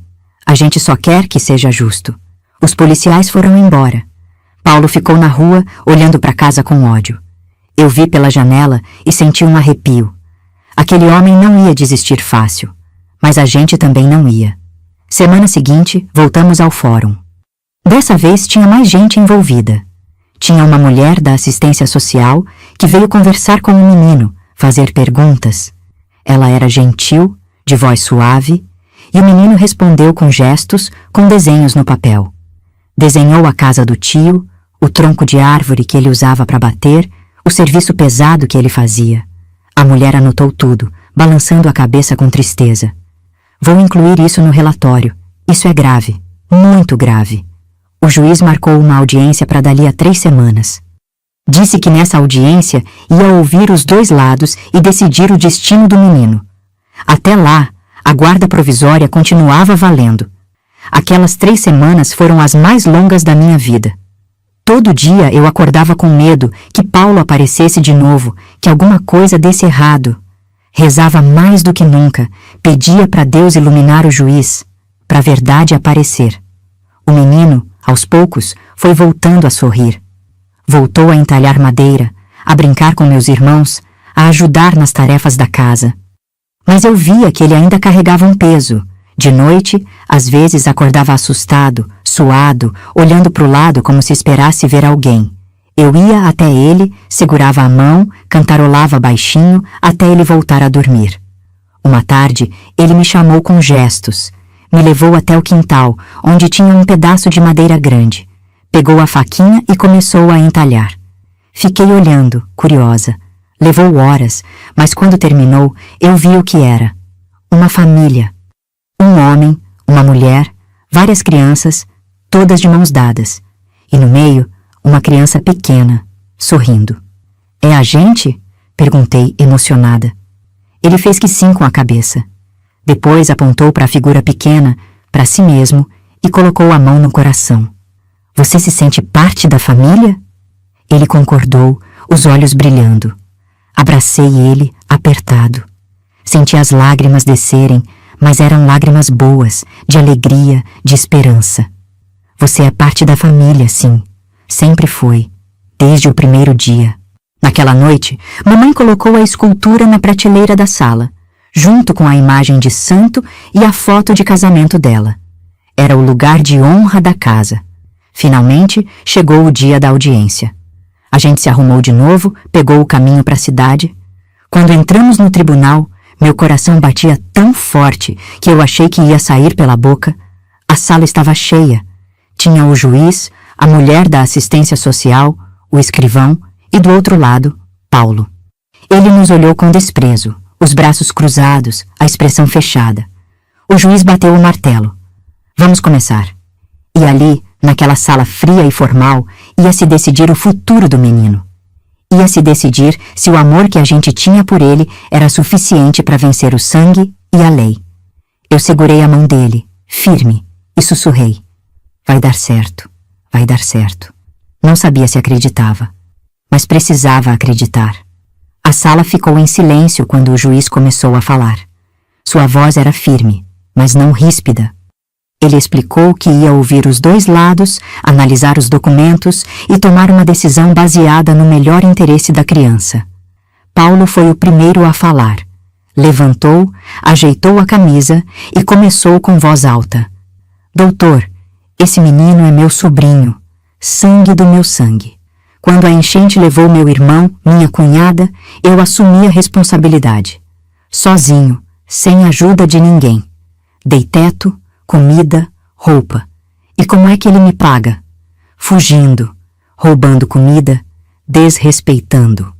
O juiz o interrompeu. O senhor tem conhecimento das acusações de maus tratos? Maus tratos. Disciplina, doutor. O menino é teimoso, não obedece. Às vezes precisa de correção. Qualquer pai faz isso. Correção com cinto? Com vara? É o jeito que eu aprendi. Meu pai me criou assim e eu virei homem direito. O juiz anotou algo, o rosto impenetrável. Depois foi a vez de papai. Ele levantou nervoso, segurando o chapéu com as duas mãos. Doutor, a gente não é gente rica, não tem estudo. Mas a gente tem coração. Quando achamos o menino, ele estava quase morrendo. Acolhemos, demos carinho. Ele salvou minha filha de se afogar no rio. Esse menino tem valor, tem alma. Não merece apanhar, não merece sofrer. A mulher da assistência social levantou a mão. Doutor, posso falar? Pode. Eu fiz investigação, visitei a propriedade do Sr. Paulo, conversei com vizinhos, as acusações se confirmam. Há relatos de vizinhos que ouviram gritos, que viram a criança trabalhando em condições inadequadas para a idade.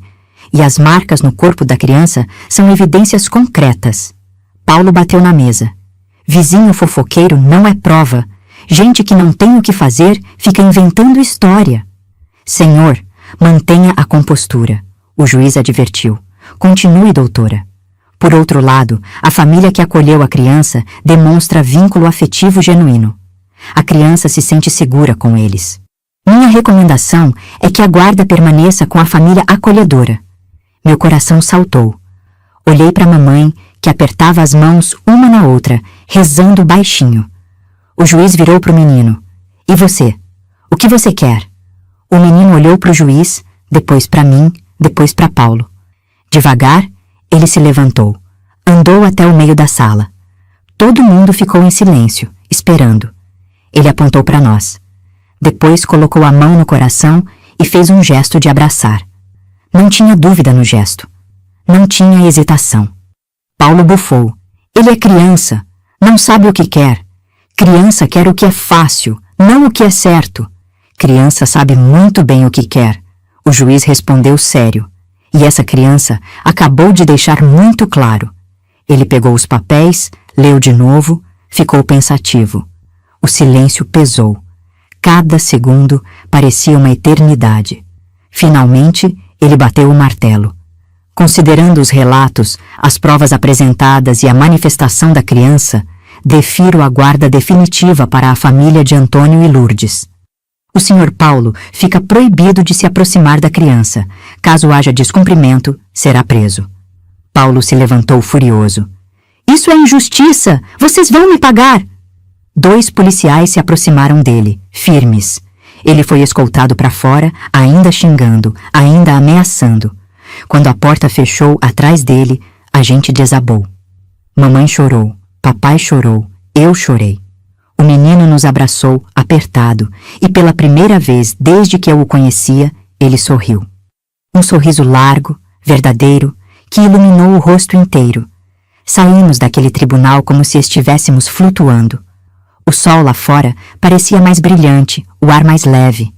Na volta para casa, a gente andava rápido, animados, contando e recontando o que tinha acontecido. Quando chegamos, meus irmãos correram para receber. E aí? E aí? Ganhamos! Gritei. Ele fica, para sempre. Teve festa de verdade naquela noite. Mamãe matou uma galinha, fez aquela comida gostosa que só ela sabia fazer. A vizinhança toda veio comemorar, trazer abraços, trazer alegria. Até Dona Sebastiana apareceu, com lágrimas nos olhos. Eu sabia que Deus não ia deixar essa injustiça acontecer. O menino ficou no meio de tudo, sendo abraçado, sendo celebrado. E eu via nos olhos dele uma coisa que nunca tinha visto antes. Paz. À noite, quando todo mundo já tinha ido dormir, eu e ele sentamos na varanda. A lua estava minguante, pequena, mas brilhava firme no céu escuro. Você é meu irmão agora, falei. De verdade, não de papel, mas de coração. Ele pegou minha mão, entrelaçou os dedos nos meus. Ficamos assim, quietos, ouvindo o barulho distante do rio, o canto dos grilos, o vento nas folhas. Sabe, continuei, eu acho que Deus tem um plano para você. Não sei qual é, mas sei que é grande. Você é especial. Sempre foi. Ele virou o rosto para mim, os olhos brilhando na luz da lua. E fez um gesto. Levou a mão ao peito, depois apontou para mim, depois abriu os braços como quem abraça o mundo. Entendi na hora. Ele estava dizendo que o que recebeu de amor ia dar para o mundo, que ia espalhar, que ia multiplicar. Vai, sim, sussurrei. Você vai fazer coisas grandes, vai ajudar gente, vai salvar gente. Igual você me salvou. Aquela noite, dormi tranquila pela primeira vez em meses. Sem medo, sem angústia, só gratidão. E o barquinho de madeira, guardado na caixinha, agora tinha companhia. A escultura da família que ele tinha feito. 2 pedaços de madeira, 2 símbolos. Uma história que começou com dor, mas que agora tinha esperança.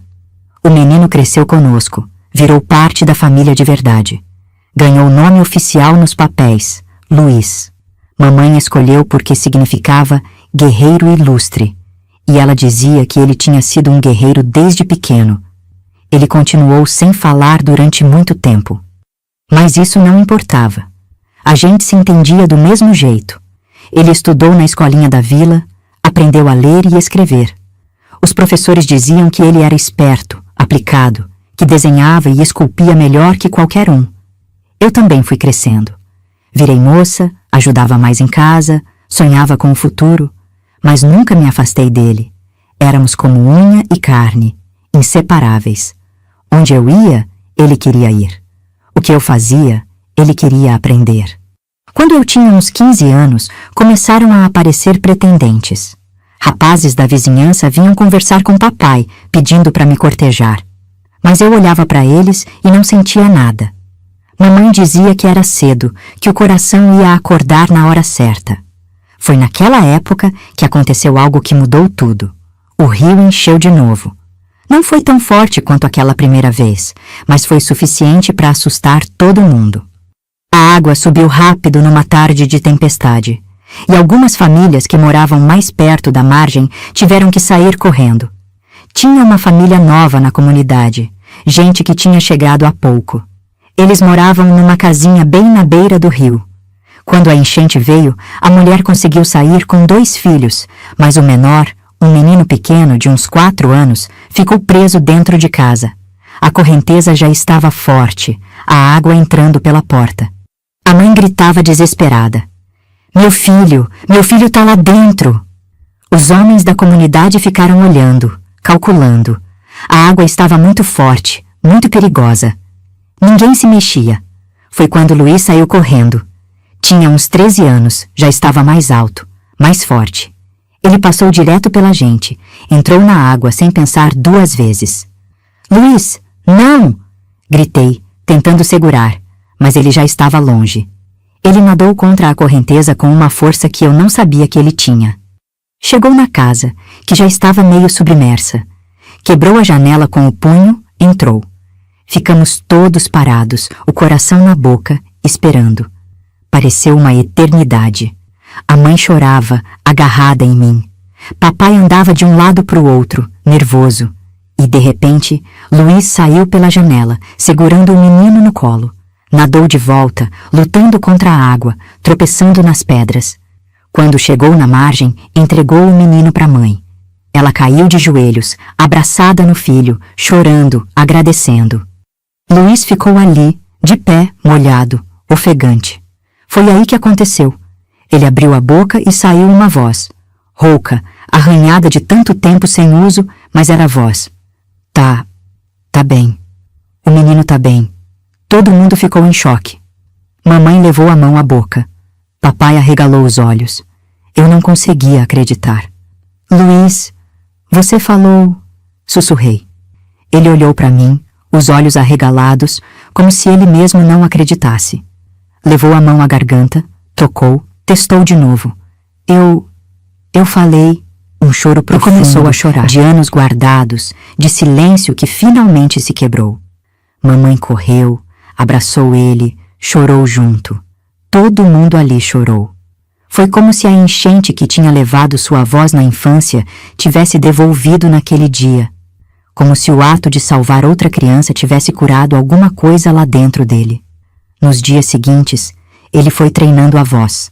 Falava devagar, com dificuldade no começo, mas a cada dia melhorava.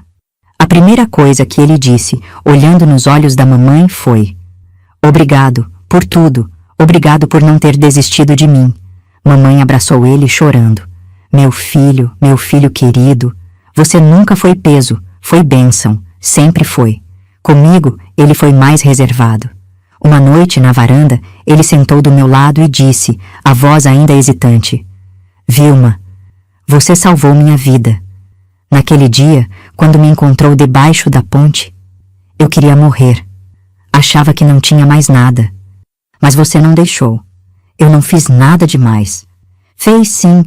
Você me deu esperança, me deu família, me deu razão para viver." Segurei a mão dele, apertei forte. "E você me ensinou que amor não é só sangue. É escolha. É cuidado. É ficar quando todo mundo vai embora." Ele sorriu, aquele sorriso que agora vinha acompanhado de palavras. "Eu vou fazer alguma coisa com essa vida que vocês me deram. Não sei o que ainda, mas vai ser grande. Prometo." E ele cumpriu, minha querida. Anos depois, quando já estava homem feito, Luiz saiu da nossa comunidade. Foi estudar na cidade, trabalhar, crescer. Virou socorrista, aquele homem que salvava a gente das enchentes, dos desastres, de todas as situações impossíveis. Eu casei, tive filhos, envelheci, perdi papai, perdi mamãe, vi meus irmãos seguirem seus caminhos. Mas nunca perdi Luiz. Ele sempre voltava, sempre me visitava, sempre me abraçava forte e dizia: "Você foi minha primeira salvadora, nunca vou esquecer." E eu guardava o barquinho de madeira na caixinha. Guardava como lembrança do dia em que uma menina curiosa encontrou um menino perdido e, sem saber, mudou o destino dele e o dela própria. Porque, minha filha, foi naquele dia, debaixo daquela ponte quebrada, que eu aprendi a lição mais importante da minha vida. Que a gente nunca sabe quem é que Deus coloca no nosso caminho. Pode parecer só um estranho molhado, uma criança calada, alguém que o mundo esqueceu. Mas se a gente tiver coragem de estender a mão, de abrir a porta, de dividir o pão, o bem que parece pequeno pode atravessar gerações inteiras. Eu já estava velha, minha querida. Cabelos brancos, corpo cansado, mãos cheias de rugas. Tinha perdido meu marido, enterrado minha mãe e meu pai, visto meus filhos crescerem e terem seus próprios filhos. A vida tinha me levado para a cidade grande, longe daquela comunidade ribeirinha onde tudo começou. Mas o barquinho de madeira sempre foi comigo. Em cada mudança, em cada casa nova, ele estava lá, guardado na mesma caixinha de papelão, agora amarelada e gasta pelo tempo. Luiz e eu nos falávamos de vez em quando. Ele ligava nos aniversários, mandava carta, visitava quando podia. Sempre falava do trabalho dele, das pessoas que tinha salvado, das histórias que colecionava. Dizia que cada vida salva era uma forma de pagar a dívida que tinha com a gente. "Você não tem dívida nenhuma, Luiz?" Eu sempre respondia. "Você nos deu tanto quanto recebeu." Mas ele insistia. Dizia que nunca seria suficiente. Foi numa tarde comum que tudo voltou. Eu estava sozinha em casa, sentada na poltrona da sala, vendo televisão. Passava uma reportagem sobre enchentes em outra região do país. Mostravam equipes de resgate salvando gente presa em telhado, em árvore, em casas cercadas de água. O repórter chamou o coordenador da equipe. E quando a câmera focou nele, meu coração quase parou. Era Luiz. Mais velho, cabelos grisalhos, rosto marcado pelo sol e pelos anos. Mas era ele. O uniforme da Defesa Civil, o colete laranja, aquele jeito firme de quem sabe o que está fazendo. "O senhor é conhecido por nunca desistir de um resgate." O repórter disse. "O que te motiva?" Luiz sorriu. Aquele sorriso que eu conhecia tão bem. E respondeu, a voz clara, firme. "Quando eu era criança, uma enchente levou tudo. Minha família, minha casa, minha voz. Fiquei mudo de dor, de trauma. Me escondi debaixo de uma ponte quebrada esperando morrer.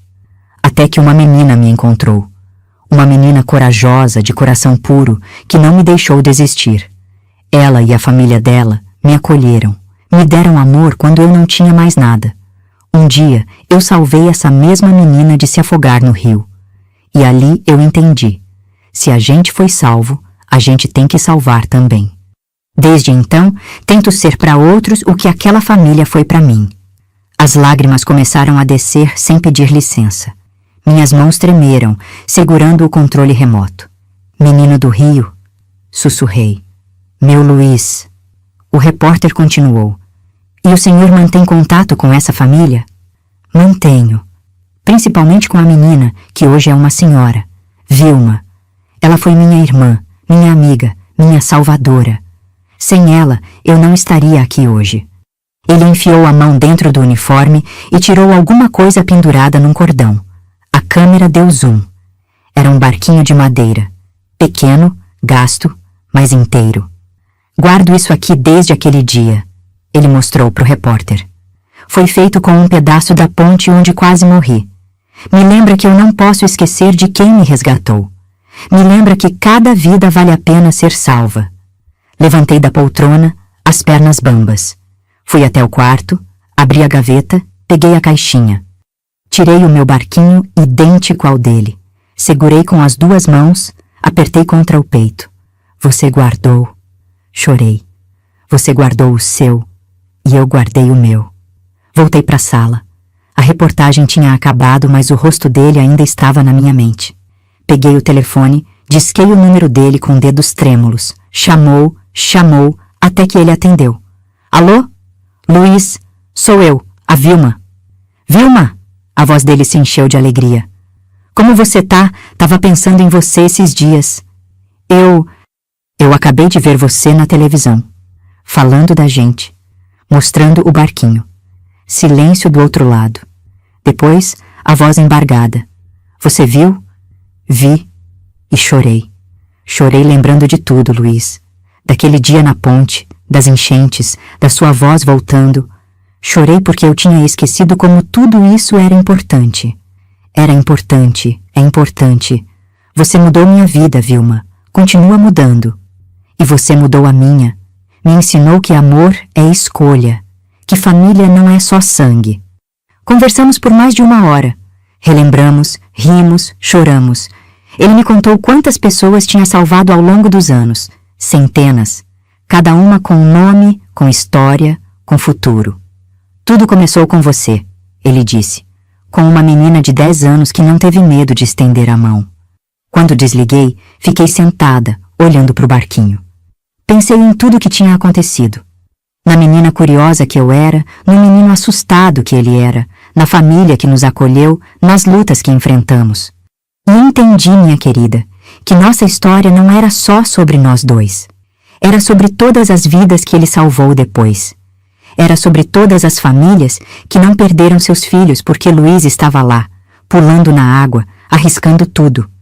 Hoje, quando falo com vocês aqui, minhas amigas de cabelos brancos, eu lembro do menino mudo da ponte quebrada. E penso, a gente nunca sabe quem é que está batendo a porta da nossa vida. Às vezes é só um estranho molhado, uma criança calada, alguém que o mundo esqueceu. Mas se a gente tiver coragem de fazer como minha mãe fez, abrir a casa, o coração e um prato de comida, o bem que parece pequeno pode atravessar décadas, cidades, rios inteiros. E pode ser, minha querida, que alguém por aí esteja vivo hoje por causa de uma escolha simples que você fez lá atrás, sem nem imaginar. Por isso, não deixe passar. Quando Deus colocar alguém no seu caminho, alguém que precisa de ajuda, não vire as costas. Estenda a mão. Abra a porta. Divida o pão. Porque o amor que você planta hoje pode virar floresta amanhã. E o barquinho que você guarda pode ser a lembrança que mantém alguém vivo, firme, salvando outras vidas pelo mundo afora. Que Deus abençoe vocês. E que nunca falte amor nos nossos corações.